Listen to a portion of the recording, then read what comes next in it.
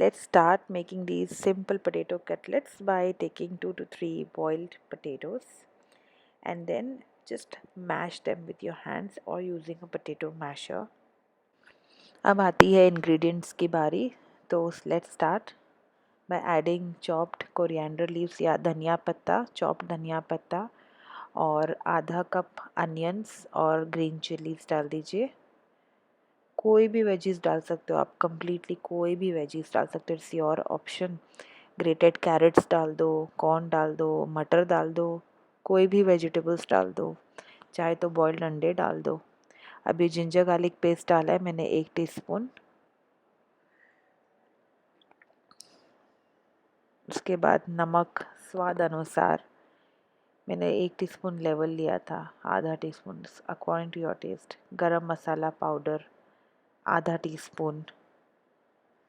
फिर हमारा ज़ीरा पाउडर अराउंड 1 टीस्पून ले लो ज़ीरा powder. Now add some kasuri methi, dried kasuri methi. It's optional, it's up to you. If you like the flavor, you can add it.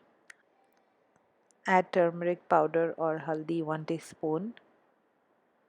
Add lime juice around 1 teaspoon is fine actually.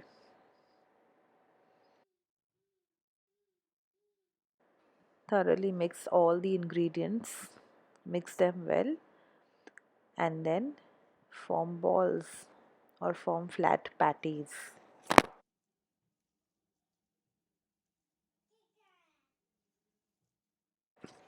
तो हमने flat patties बना दिए। अभी take half a cup of maida rolling के लिए। 2 अंडे फेंटे हुए ले लो, 2 एग्स, ब्लैक पेपर और नमक भी डाल सकते हैं। सॉल्ट एंड ब्लैक पेपर डाल के 2 अंडे फेंट लो एंड रेडी कर लो। अभी एक एक करके डिप करना है पैटीज़ को। तो पहले मैदे में डिप करना है, फिर अंडे में डिप करना है और गरम तेल में शैलो फ्राई करना है। तो एक फ्राइंग पैन में, डीप फ्राई नहीं शैलो फ्राई करना है, एक फ्राइंग पैन में ऑयल ले लो, मैदे से अच्छे से कोट करो एक एक पैटी, फिर अंडे में कोटिंग करो and then just drop it in well heated cooking oil for shallow frying. In patties का एब्सोल्युटली कुछ भी बना सकते हो, सैंडविचेस बना लो, पैटीज़ के टोस्ट बना लो, कम्प्लीटली एनीथिंग। तो ऐसी सिंपल रेसिपीज़ बनाए, खुद भी खाए, अपने बच्चों को भी खिलाए, सबको खिलाए और सब्सक्राइब कीजिए if you really like my recipes.